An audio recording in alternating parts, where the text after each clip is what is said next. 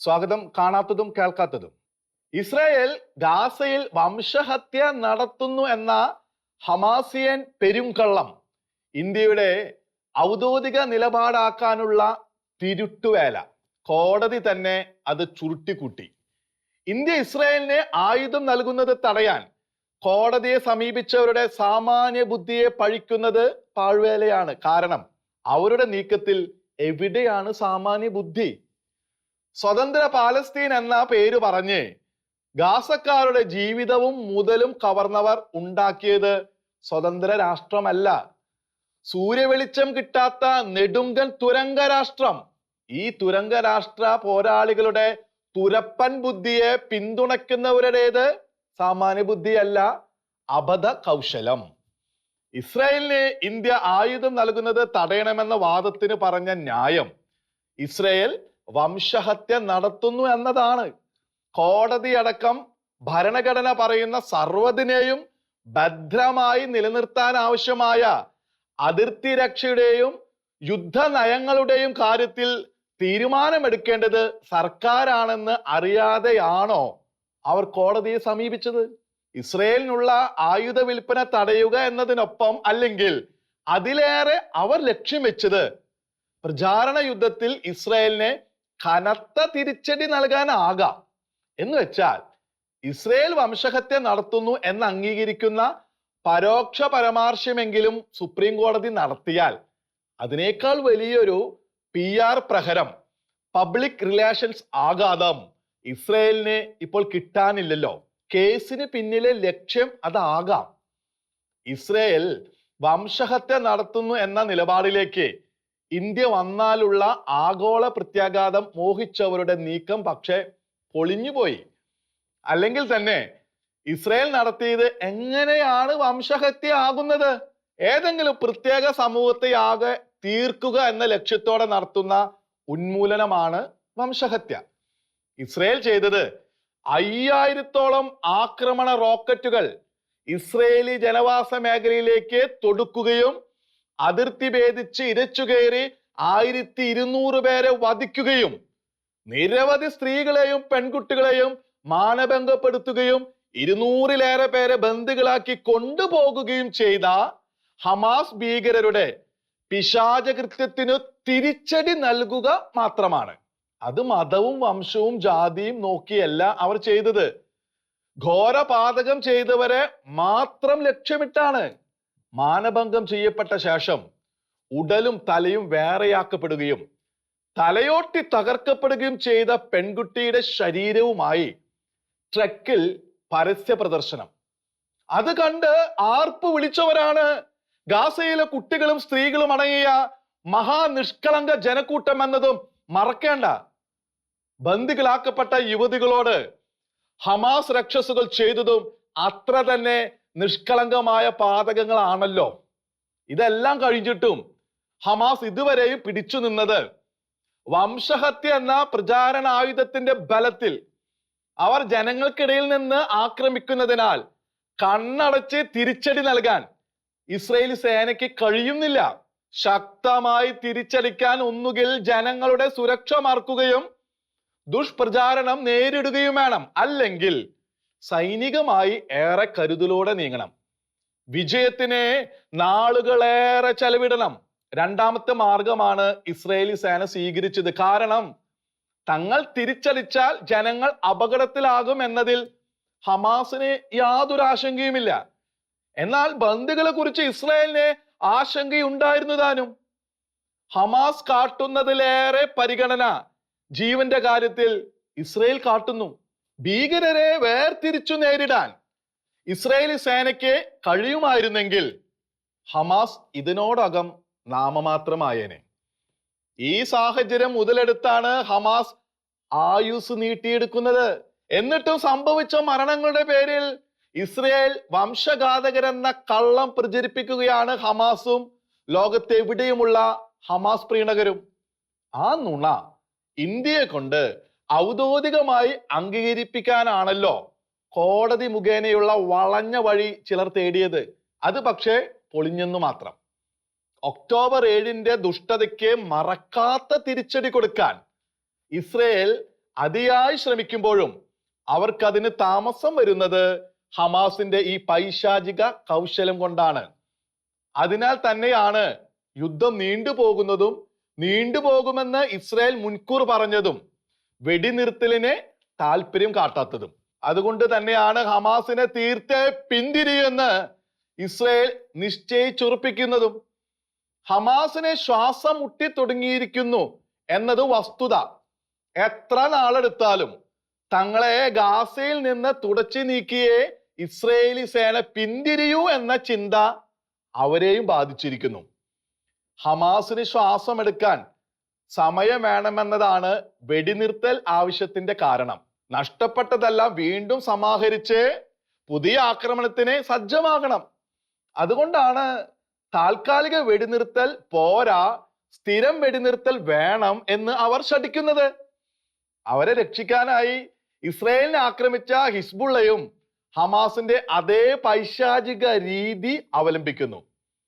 ജനവാസ മേഖലയിൽ നിന്ന് ഇസ്രായേലിലേക്ക് റോക്കറ്റ് ആക്രമണം നടത്തുന്നു.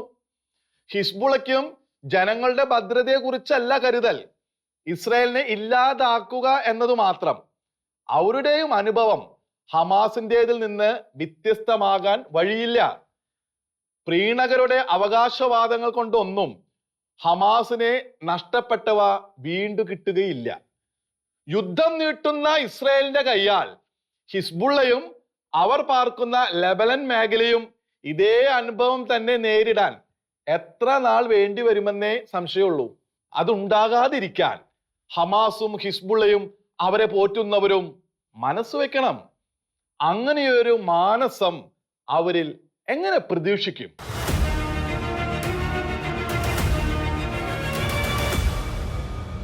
സാമുവൽ കൂടൽ എന്ന ദേഹം എന്നേ ചിന്തിക്കേണ്ടതായിരുന്നു. ഗേരാപുത്രൻ ഷിമെയിയുടെ വേഷം തനിക്ക് വേണമോ എന്ന്. ആ ഒരാൾ മാത്രമല്ല, അത്തരത്തിൽ വേറെയും ആളുകളുണ്ട്.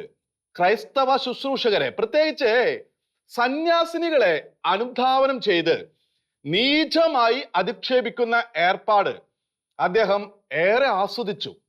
ഇപ്പോഴിതാ രാജനീതി പോലെ ജനാധിപത്യ നീതി അദ്ദേഹത്തെ വിചാരണ ചെയ്യുന്നു. അതിന്റെ പര്യവസാനം എന്തെന്ന് കോടതി തന്നെ നിശ്ചയിക്കട്ടെ. പക്ഷേ പറഞ്ഞത് നിഷേധിച്ചും തെളിവില്ലെന്ന് വാദിച്ചും തലയൂരാനുള്ള സാമുവലിന്റെ ശ്രമം ഉപരിക്കോടതിയിലും വിജയിച്ചില്ല. സന്യാസിനികളെ അവഹേളിച്ചതിന്റെ പേരിലുള്ള നിയമ നടപടിയിൽ നിന്ന് ഒഴിയാനുള്ള ശ്രമമാണ് അവിടെയും പരാജയപ്പെട്ടത്. തനിക്കെതിരായ നടപടി ഒഴിവാക്കണമെന്ന സാമുവലിന്റെ അപ്പീൽ ഹൈക്കോടതി തള്ളി. കൂടൽ ദേഹത്തോടുള്ള വ്യക്തിപരമായ വിദ്വേഷമോ പകയോ കൊണ്ടല്ല, വോയിസ് ഓഫ് നൺസിൽ അഡ്വക്കേറ്റ് സിസ്റ്റർ ജോസിയ SD-യുടെ വാക്കുകൾ സമൂഹം കേൾക്കാനിടയായത്.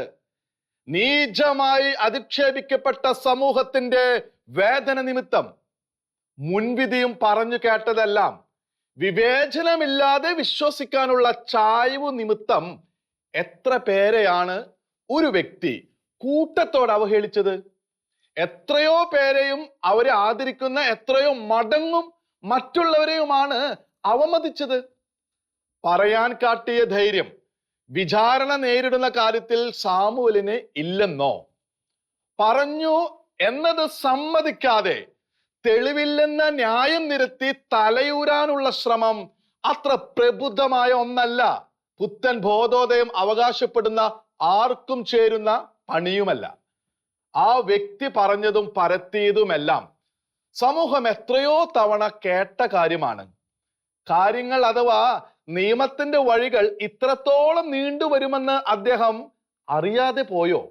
എങ്കിൽ അത് ക്രൈസ്തവതയെയും ക്രൈസ്തവ ശുശ്രൂഷകരെയും കുറിച്ച് അദ്ദേഹത്തിൽ വെളിപ്പെടുന്ന അജ്ഞത പോലെ എന്നേ പറയേണ്ടു.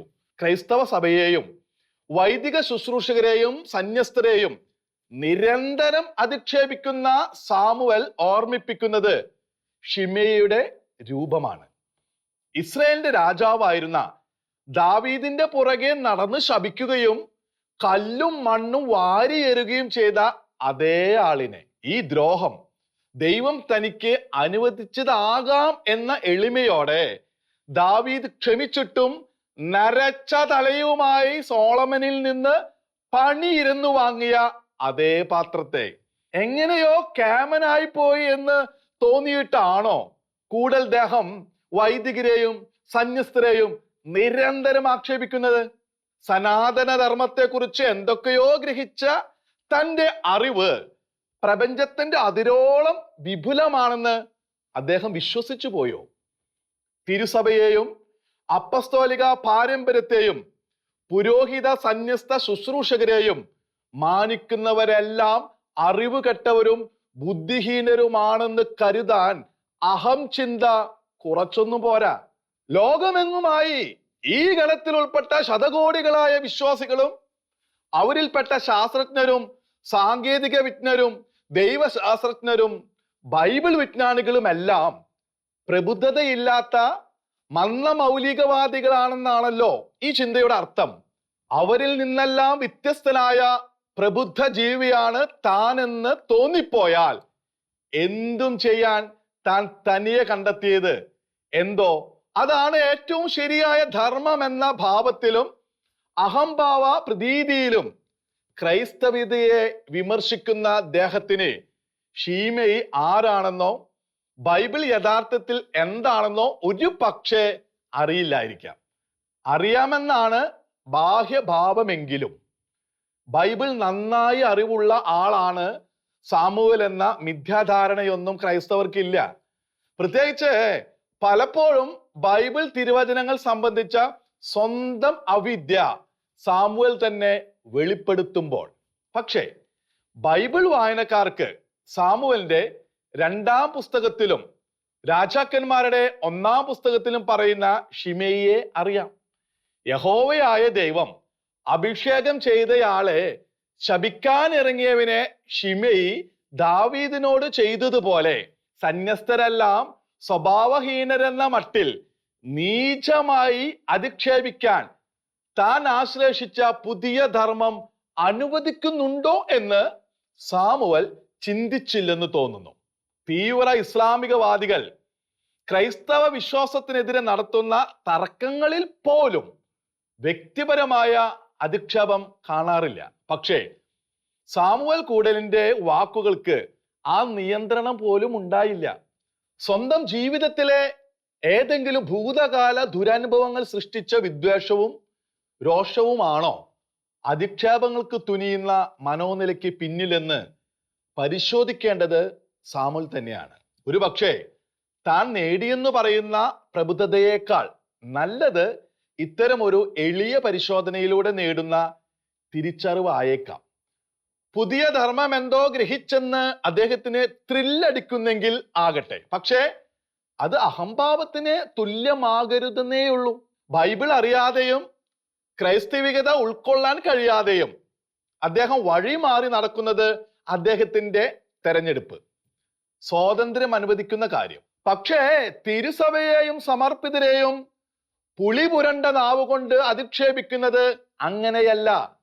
അതിനായി കാലം പാഴാക്കി സാമൂഹിക അന്തരീക്ഷവും സ്വയവും മലിനപ്പെടുത്തുന്നതിനേക്കാൾ നന്ന് തന്നെ ത്രില്ലടിപ്പിച്ച പുതിയ ധർമ്മത്തോടെങ്കിലും നീതി പുലർത്തി ജീവിതം നയിക്കാൻ ശ്രമിക്കുന്നതല്ലേ? ആ അതിബുദ്ധി പൊളിഞ്ഞു. കാണാത്തതും കേൾക്കാത്തതും അടുത്ത ആഴ്ച ഇതേ സമയം.